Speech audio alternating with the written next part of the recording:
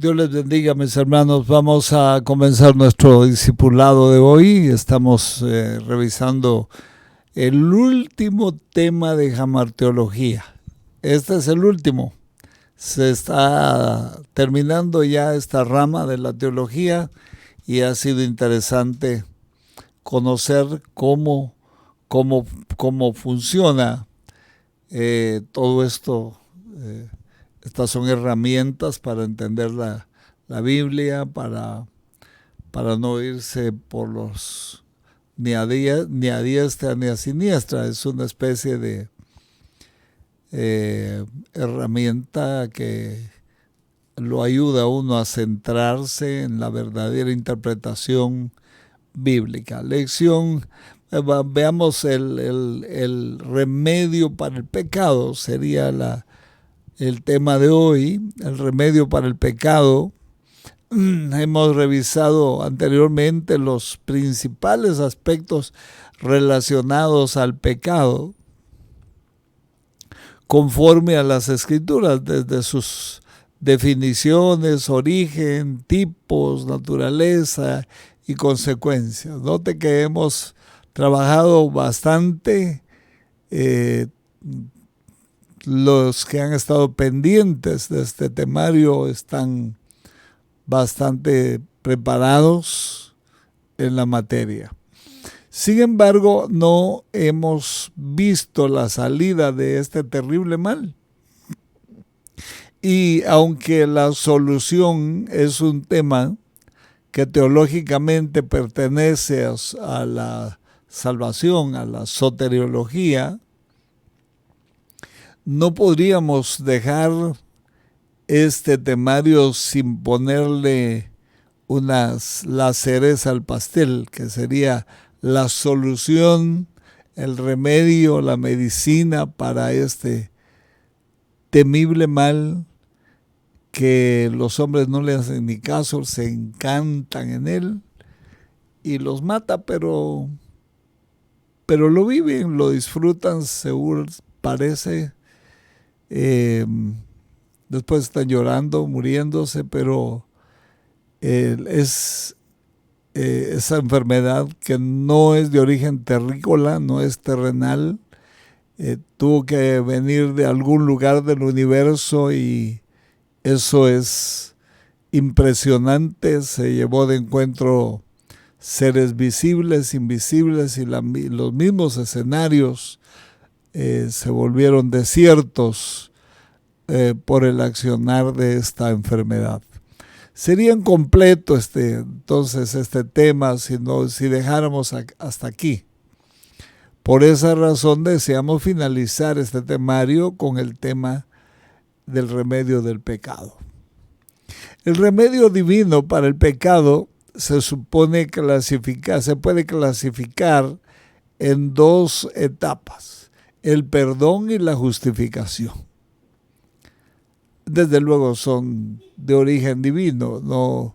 Nosotros no podemos ni perdonarnos, es decir, perdonar los pecados, tal vez perdonarnos los errores que cometemos, sí, para no ser culpables, para no sentirnos culpables, pero el fundamento del perdón es de origen divino y la justificación también.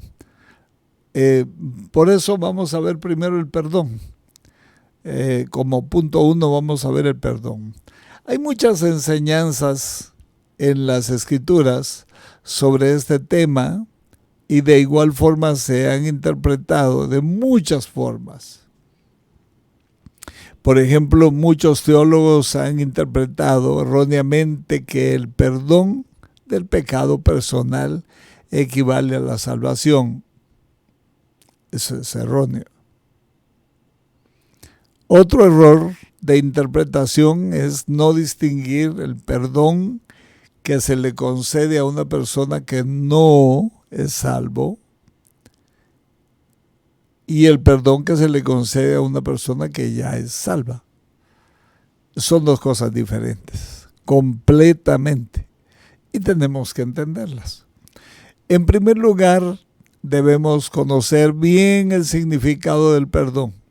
conforme a lo que la Biblia establece y no conforme a una idea que conocemos en nuestra mente. Nosotros, o tenemos en la mente, nosotros no podemos inventar lo que no han encontrado por millones de años ninguna criatura. No podemos inventarlo. Tenemos que entender que el único que sabe cómo inició esta enfermedad universal y cómo curarla es Dios. Ahora, tengo que dejar muy claro, Dios no hizo el pecado. Esto es muy importante. Si no dejamos esto bien sentado, podrían haber teorías que dijeran Dios creó la enfermedad y también la medicina, pero no es así. De Dios no ha salido nada pecaminoso, ni tiene relación alguna con el pecado. Hay por lo menos 5 diversas palabras en hebreo que se traducen perdón. Algunas veces es traducido como remisión. Y puede decirse que el concepto que encierra el término perdón es el acto de quitar el pecado y la sentencia condenatoria por el mismo sobre el confesor o sobre el ofensor. Es el que ofendió, por lo tanto es culpable, por lo tanto está sentenciado. Entonces, precisamente el perdón lo que hace es quitar de encima esa culpa, esa penalidad, esa sentencia y ponerla sobre otro. Poner los juicios sobre otro que no cometió pecado. Note qué manera de sanar una enfermedad. Es extraña manera. Por eso tiene que ser revelado. Por eso mucha gente no le entiende. Tienen razón. En el Antiguo Testamento la palabra perdón se refiere a un acto de Dios con relación al trato nacional o individual con Israel. Hebreos 9:22 dice, y casi todo es purificado según la ley, con sangre. Sin derramamiento de sangre no hay remisión de pecados. Esto es un asunto inamovible, es una doctrina pétrea. Sin derramamiento de sangre no hay remisión de pecados. Algunos preguntan, ¿y por qué?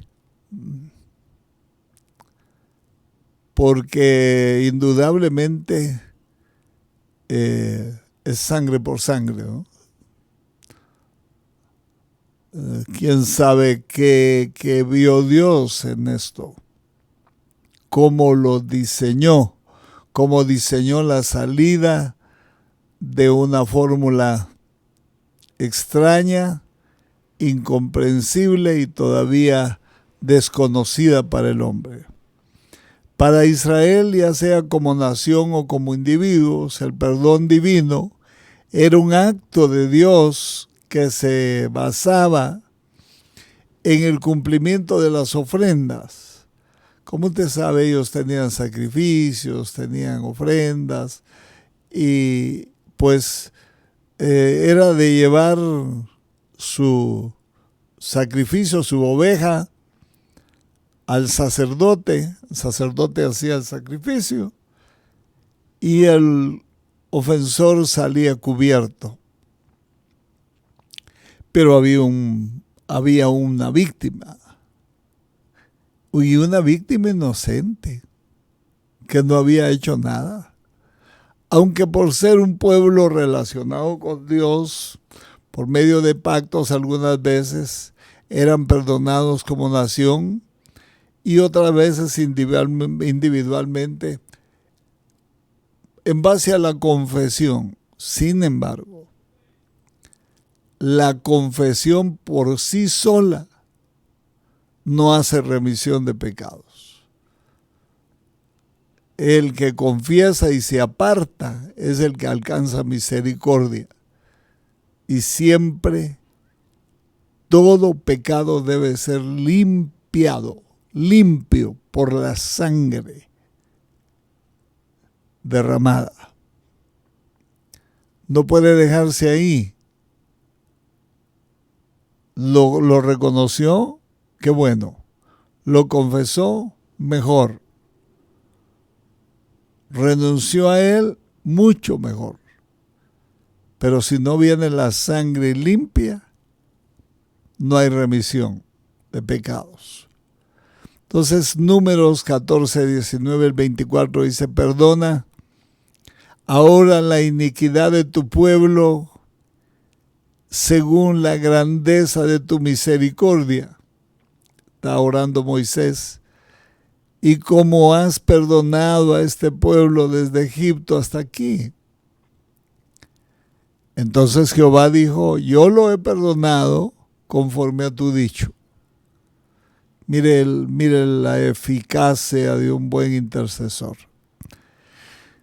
Verso 22, todos los que vieron mi gloria y mis señales que he hecho en Egipto y en el desierto, y me han tentado ya 10 veces, no han oído mi voz. Qué delicado es no oír la voz de Dios. Qué delicado es ser reincidente, recurrente en las mismas cosas.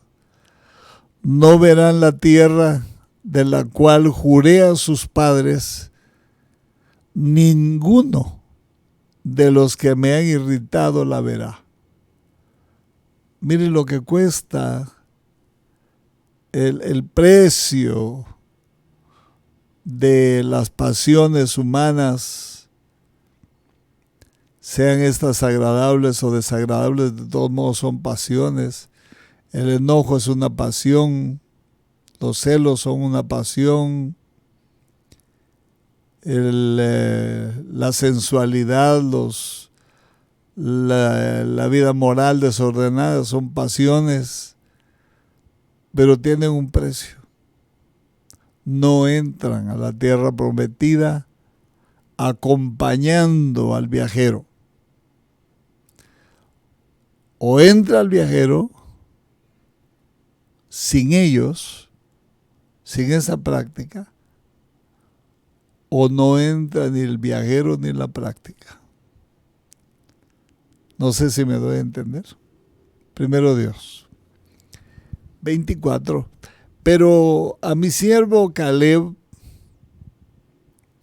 por cuanto hubo en él otro espíritu, y decidió ir en pos de mí, yo le meteré en la tierra donde entró, porque él fue de espía, y su descendencia la tendrá por posesión. Qué interesante, qué grande es el perdón, hermano. Qué concesiones vienen después del perdón. Salmos 32:5, mi pecado te declaré y no encubrí mi iniquidad. Dije, confesaré mis pecados, mis transgresiones a Jehová, y tú perdonaste la maldad de mi pecado. La perdonaste. Y por supuesto vienen los resultados. No es igual estar enemistado con Dios o Dios con nosotros a estar en amistad. Por eso dice, vuelve ahora a Jehová. Vuelve a Jehová y Él se volverá a vosotros. Cuando se concedía perdón a base de la confesión como el Nuevo Testamento, esto se hacía posible en atención a la sangre del sacrificio. La sangre siempre. No solo palabras. Tenía que haber una víctima, un inocente muriendo por los culpables. En esto se basa la gran distinción entre el perdón divino y el perdón humano. Estas son dos cosas diferentes. El perdón humano, en sus mejores condiciones, lo más que puede hacer es pasar por alto la culpa, renunciar al deseo de que se aplique el castigo o abandonar el propósito de la inculpación. Eso es lo que puede hacer el hombre. Por eso es que a menudo cuando sucede una situación, salta a la pantalla de nuestra mente o de la mente de las personas, de nuestra mente, todo el récord del imputado, del ofensor. Y ya no se ve el pecado o la ofensa únicamente, sino el récord completo para sopesar un posible perdón. Se queda grabado. Esa es la diferencia del perdón de Dios, que Dios arroja, dice, a lo más profundo del amar nuestros pecados. En tal perdón, la parte injuriada retira toda clase de reclamo que de otro modo podría imponerse sobre el ofensor. Por ejemplo, cuando alguien lo choca a uno, le choca su vehículo o lo golpea y uno presenta una demanda o pues va a dar parte a la policía que lo golpearon a uno, y luego después de un monitoreo, de un arreglo, de contactos, se logra llegar a la conclusión que no vale la pena, o que vaya a la cárcel el ofensor, o que pague una multa, y entonces llega uno otra vez al tribunal y va a firmar un acta donde se declara,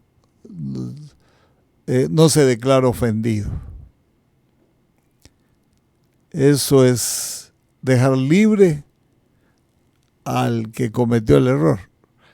Eso es lo más grande tal vez del hombre.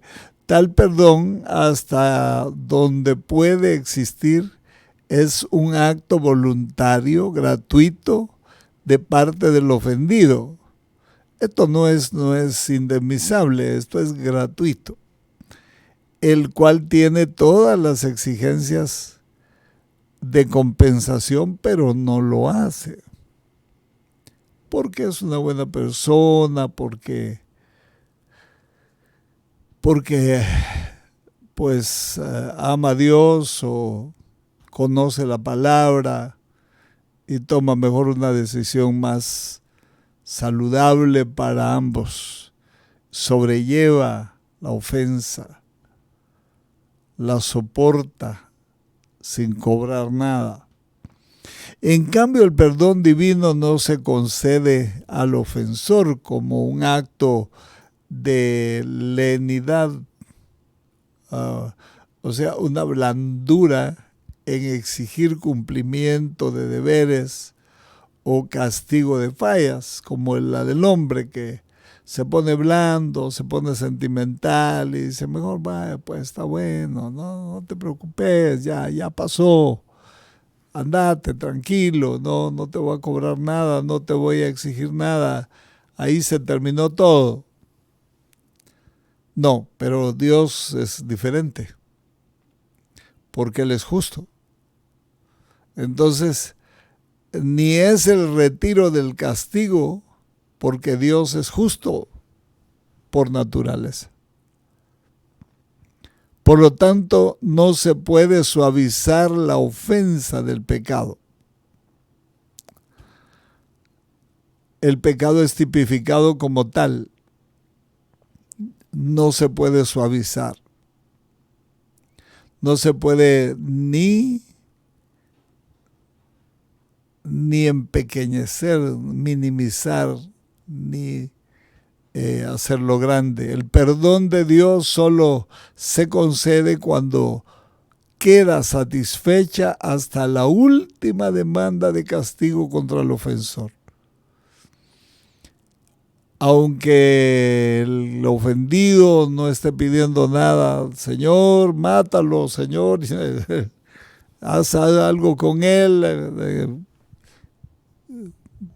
véngame tú. No, aunque Él dice, mía es la venganza, pero Él es justo en poner la pena sobre la persona. Va a ver usted. Puesto que ningún humano pudiera ofrecer jamás la satisfacción que exige la justicia divina por los pecados, Dios ha provisto. A esto le llamamos evangelio. Dios ha provisto quien sirva de pararrayos y soporte la descarga de la justicia divina sobre él, aunque él no es el ofensor. En el Antiguo Testamento Dios justificó todos los actos de perdón basados en ofrendas presentadas por sacerdotes. Por esta razón, el valor del sacrificio eficaz de Cristo se aceptó como una esperanza y como un símbolo que se cumplía en el derramamiento de su sangre. De hecho, fue aceptada. Eso es seguro que fue aceptada. Para nosotros el perdón divino se basa en el sacrificio de Jesucristo. Efesios 1, 5 al 7, el amor, Dios en amor, habiéndonos predestinado para ser adoptados hijos suyos por medio de Jesucristo según el puro afecto de su voluntad. Como nosotros no teníamos esperanza de nada.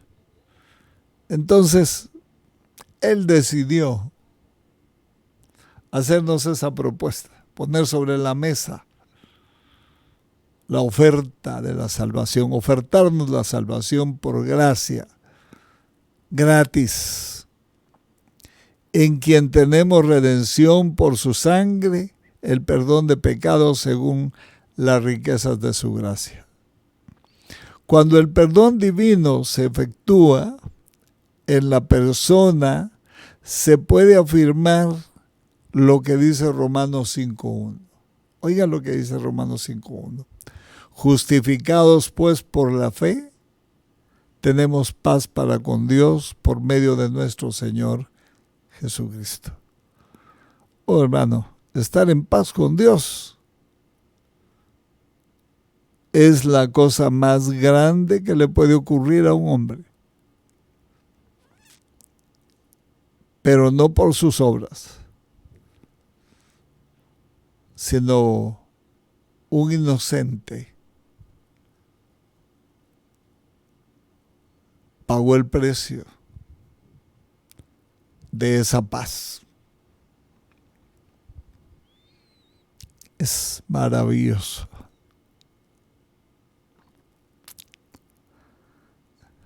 Es incomprensible. Es difícil entenderlo, porque entre los seres humanos pagamos mal por mal. Y luego podemos decir ahora, pues, ninguna condenación hay para los que están en Cristo Jesús. Romanos 8:1.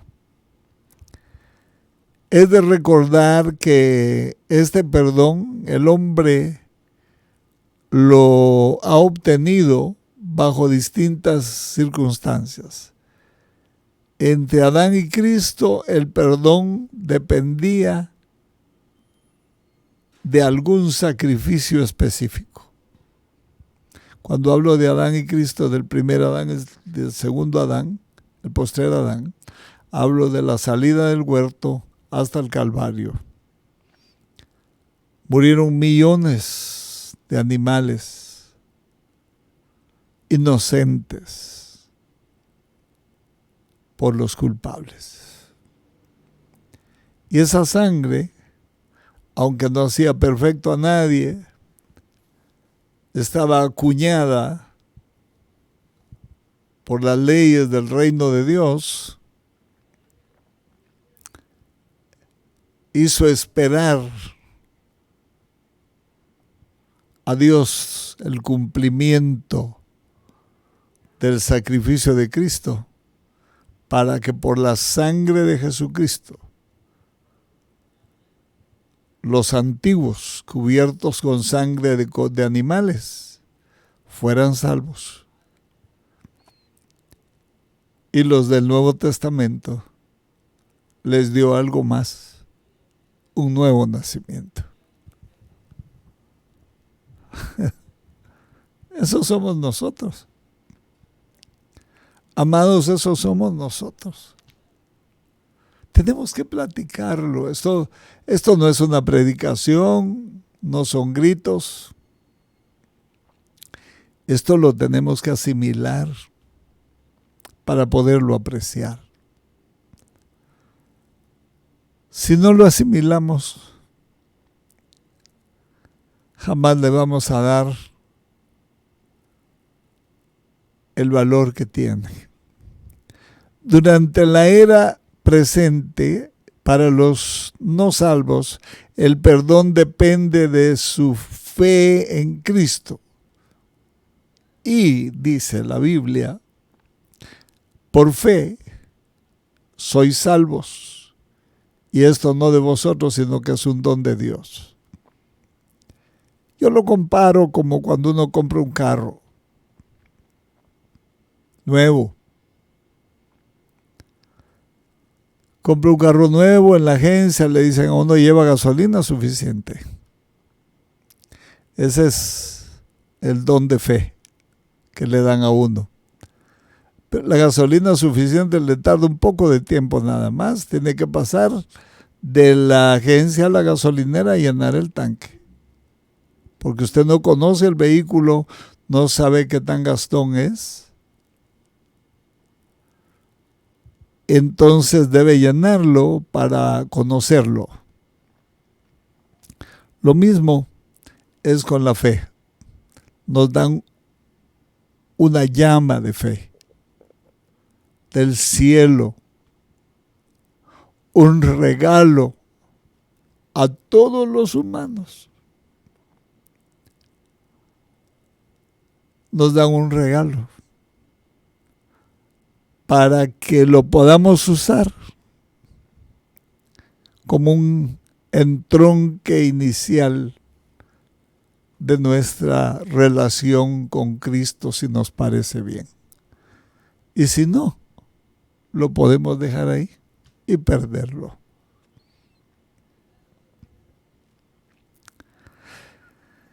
Y aún toman en poco el valor de la sangre de Cristo. Dice, durante la era presente, para los que no son salvos, el perdón depende de su fe en Cristo. Y para los que son salvos, y aún toman en poco el valor de la sangre de Cristo. El perdón depende de la confesión. El que confiesa y se aparta alcanza misericordia. Ya es salvo, ya tiene la sangre, ya hay una cuenta abierta, una transferencia de nuestras ofensas que no son graciosas a la cuenta de Cristo. Ya está la cuenta abierta, solo es de hacer la transferencia mediante el reconocimiento y la confesión. Se traslada a la cuenta de Cristo, y como esa cuenta no tiene fin, el pecador recibe las palabras maravillosas, aunque no se las digan a uno, no las entiende, que le dijo a aquella mujer pecadora: vete y no peques más. Justificación. ¿Qué es la justificación? La palabra justificar se relaciona con la palabra justicia y aparece muy a menudo en la Biblia. Ser justificado se interpreta como libre de culpa, inocente de cualquier acusación. El hombre puede justificarse delante de otros hombres por sus buenas obras. Sin embargo, delante de Dios es distinto. Tiene que ser un veredicto de Dios y no una autojustificación. Uno puede decir que es el hombre, el mejor hombre de la tierra, sin pecado. Alguien alguna vez le dijo a mi pastor, yo oí cuando él lo planteó en una reunión, le dijo a mi pastor a alguien: tengo 6 meses de no pecar. ¿A qué le llamamos pecado en realidad? Somos una fábrica ambulante y operante de pecado diario,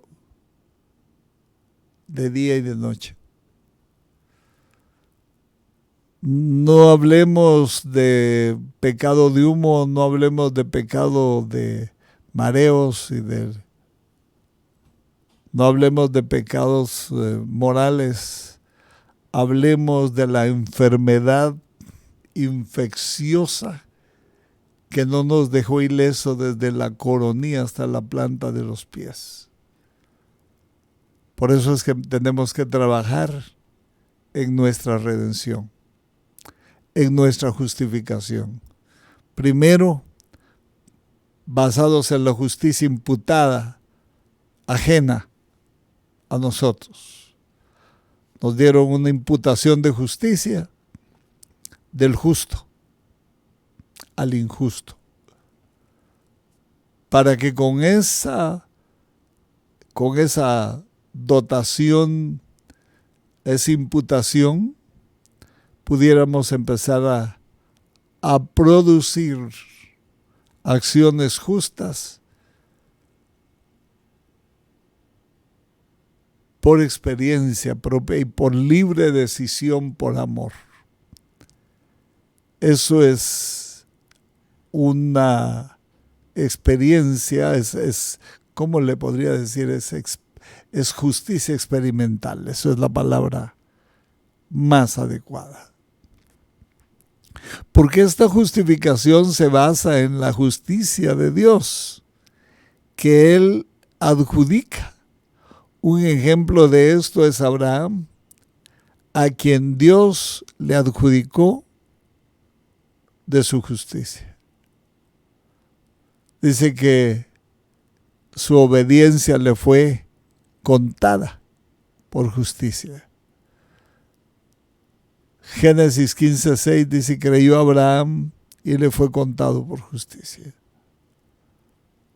De alguna manera, el obediente le van adicionando, le van haciendo depósitos de justicia por su caminar, aunque no se dé cuenta.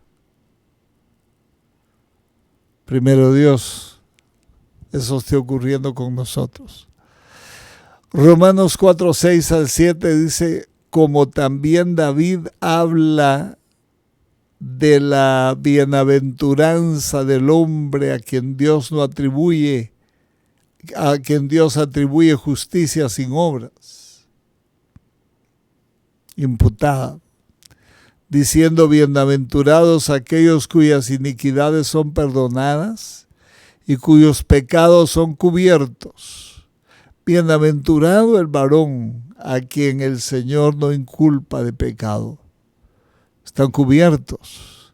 En el tiempo de David se cubrían con sangre.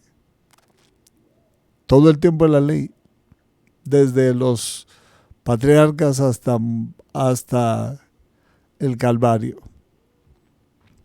La atribución de justicia se logra mediante la unión vital con Cristo. Esto es el justo dentro de nosotros. Todo lo demás a lo mejor injusto, pero el justo está dentro. Es una unión vital, espiritual. Está sembrada justicia en los santos. Luz está sembrada en los santos.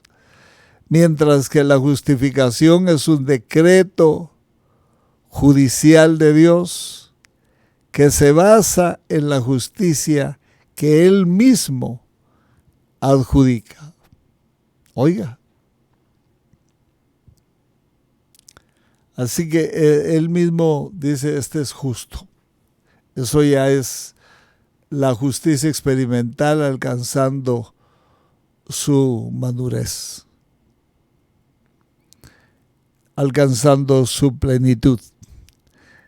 Concluimos diciendo indudablemente que la justificación divina no es solamente la remoción de pecados personales mediante el perdón, sino más bien un decreto divino que declara al creyente cristiano cubierto con la justicia de Dios. Oiga, esto es impresionante. Es impresionante porque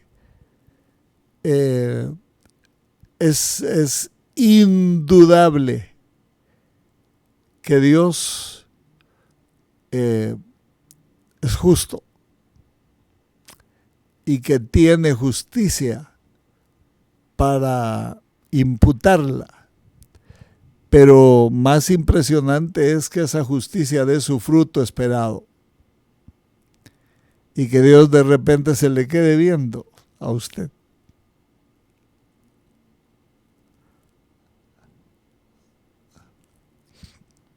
Lo mire por todos lados. Solo estoy haciendo una alegoría.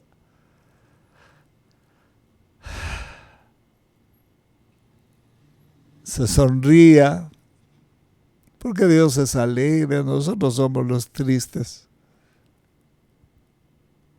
Nosotros somos los que estamos enfermos. Dios no está enfermo. Él está sano. Como no tiene pecado. Entre menos pecado nos afecte, nos alcance, menos enfermos nos vamos a sentir.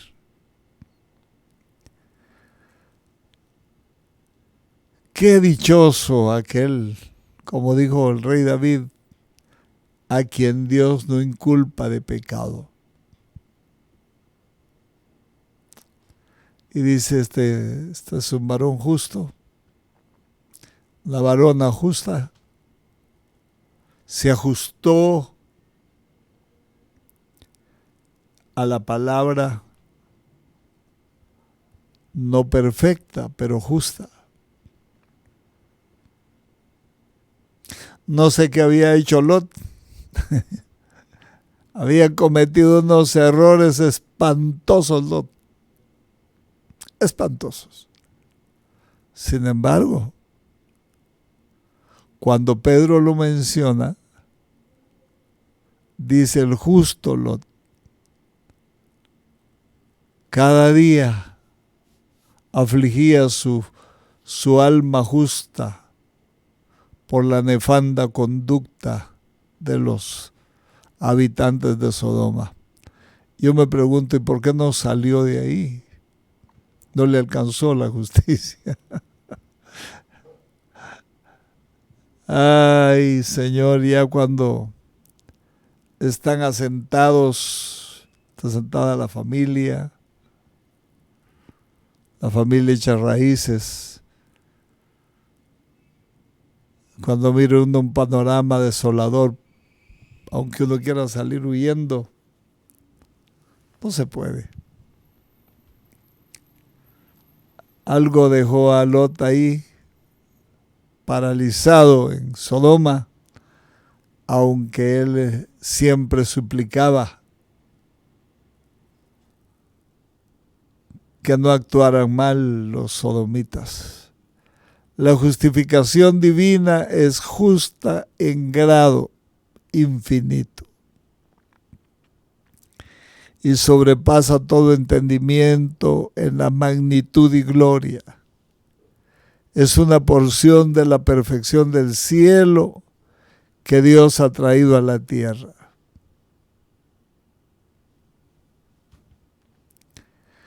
Es pues la justificación divina es pues la justificación divina un aspecto del remedio para el pecado personal. Claro, eso es así. El perdón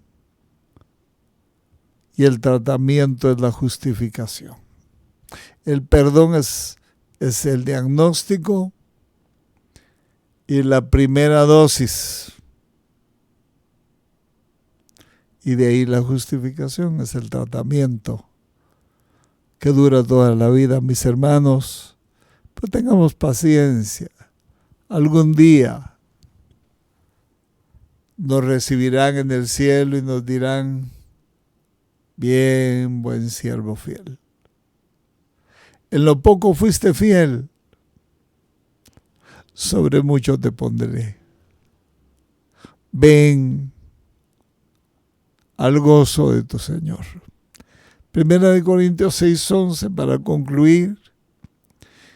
Y esto erais algunos, mas ya habéis sido lavados, ya habéis sido santificados, ya habéis sido justificados en el nombre del Señor Jesús. Y por Él y por el Espíritu de nuestro Dios. Maravilloso estudio, hermano. Lo disfruté mucho. Espero que usted también esté siendo edificado. Gracias por estar ahí. Reciba un abrazo y una muestra de aprecio de su pastor o de su hermano en Cristo. Si usted no pertenece a nuestra misión, tengo la plena seguridad que si usted nacido de nuevo es mi hermano y pertenece al cuerpo místico de Cristo. Recibo un abrazo y mis muestras de consideración. Que el Señor le bendiga, le guarde y le prospere. Gracias, Señor. Amén y amén.